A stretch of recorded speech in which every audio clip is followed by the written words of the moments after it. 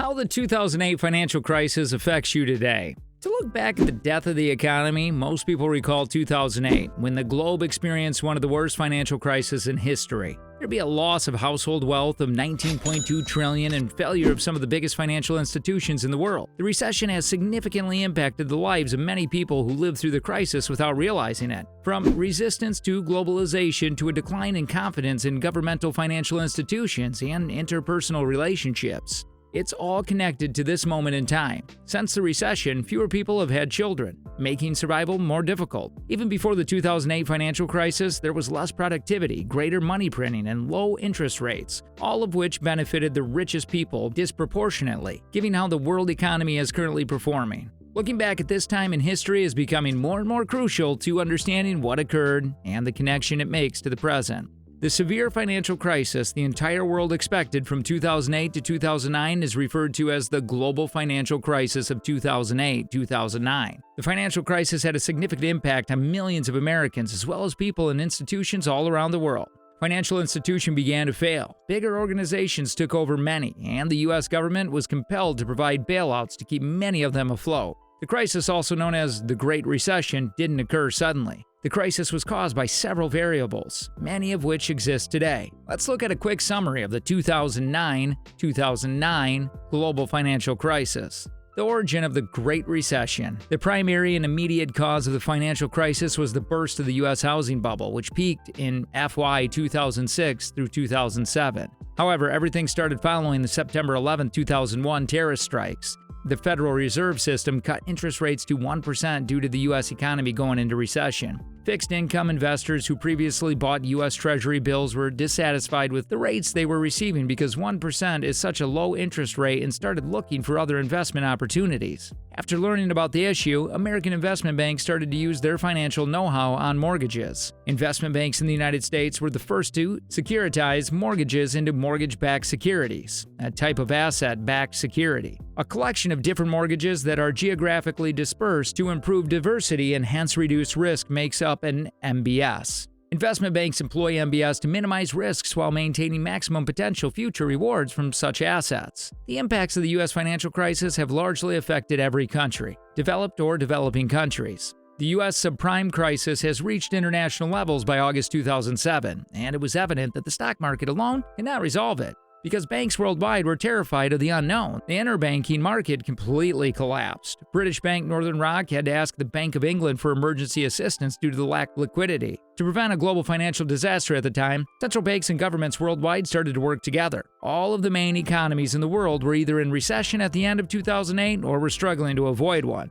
2009 will see the slowest growth in global economic activity since records began in 1970, according to the World Bank, with a 0.9% increase. The Financial Crisis Inquiry Commission published a report in 2011 that claimed the Great Recession could have been prevented. 6 Democrats and 4 Republicans were among the appointees, and they recognized several crucial contributing causes for the slump. The report first pointed up the government's failure to control the banking sector. The Fed's inability to stop toxic mortgages lending was one example of the lack of regulation. Many financial institutions took on too much risk, which was the next issue. Despite not being subject to the same inspection or supervision as the conventional banking system, the shadow banking sector, which included investment firms, grew to rival it. The shadow banking system's failure impacted how credit was extended to households and businesses. Other factors cited in the research were overborrowing by individuals and businesses, and policymakers who lacked a thorough understanding of the financial system's collapse. After the bubble burst, banks started making rash loans to people and families who couldn't pay back the mortgages they had been given.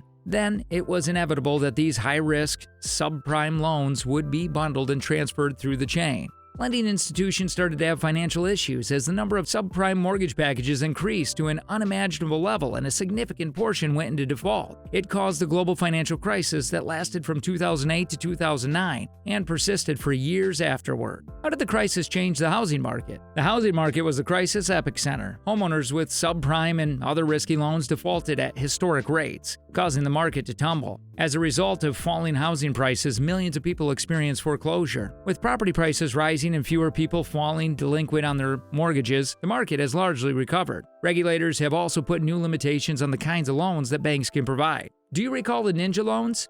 No assets, no income? What problem? "We have made great progress," said Brussels. But according to experts, the housing recovery has left behind borrowers with low income and bad credit. Banks have reportedly concentrated more on customers with excellent credit who are purchasing more expensive homes rather than taking the risk of lending to those customers. When given an overall look, here we can analyze the after as a whole like. Unemployment. The crisis led to high levels of unemployment as many businesses struggled and failed. In the United States, the unemployment rate peaked at 10% in October 2009. Reduction in GDP. The crisis also led to sharp reduction in GDP, gross domestic product, growth in many countries. Increased government debt. Governments around the world implemented stimulus measures to counter the crisis effects, leading to an increase in government debt levels. Changes to financial regulations. The crisis prompted several changes to prevent a similar crisis. Impact on housing market. The crisis had a particularly significant impact on the housing market, with home prices falling and foreclosures rising. The effects of the 2008-2009 global financial crisis. Subprime mortgage borrowers finally defaulted in large numbers when they were unable to pay. Financial institutions suffered greatly, but the government intervened to save the banks. The crisis had a significant effect on the housing market. Within a few months, evictions and foreclosures started. Consequently, the stock market crashed and some large corporations failed, losing millions of dollars. Naturally, this led to massive layoffs and protracted spells of unemployment worldwide. International trade slowed to a crawl due to the declining credit availability and waning confidence in financial stability, which led to fewer and more cautious investments. The American Recovery and Reinvestment Act of 2009, which used an expansionary monetary policy, permitted bank bailouts and mergers and attempted to stimulate economic recovery, was ultimately the United States' response to the crisis.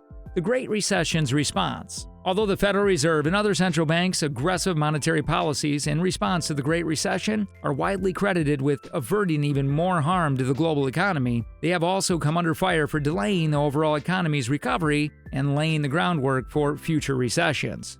What followed and what effects did the catastrophe have on the economy? There are several convincing claims that the real economy had not existed since 2008. In the real economy of the United States, the GDP per capita never recovered and has been below trend since 2008. Since the crash in the United States alone, it has probably felt difficult for the typical individual to advance if you are in your late 30s or later. Younger people were less affected, but fewer employment opportunities still set them back, making a whole generation poorer than their parents. It's not uncommon for younger people to live paycheck to paycheck. Funding their lives would by now pay off later debt. It's estimated that an adult who lived through the crash lost about $70,000 in lifetime earnings. As a result, following 2008, fertility rates globally drastically declined. The charts clearly show that the financial calamity would impact how families make plans, although there may be other explanations for the phenomena. After the 2008 financial crisis, central banks were given more authority. They maintained low interest rates for such a long time that the stock market and the entire financial system became accustomed to them, meaning low interest loans were taken out by individuals, businesses, and governments. By the middle of the 2010s, hazardous investments and overdrafts had warped many markets to the point where they had become the foundation of the entire financial system.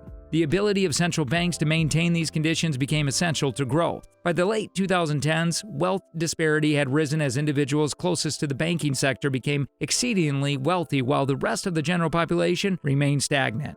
Many economists were referring to this as the everything bubble, where the debt market now dominates everything after initially dominating the stock and property markets. There have been several economic downturns that have been labeled recessions since the Great Recession. For instance, several European countries experienced a recession due to the 2011-2012 European debt crisis. In addition, the COVID-19 pandemic that started in 2020 has contributed to an ongoing global recession.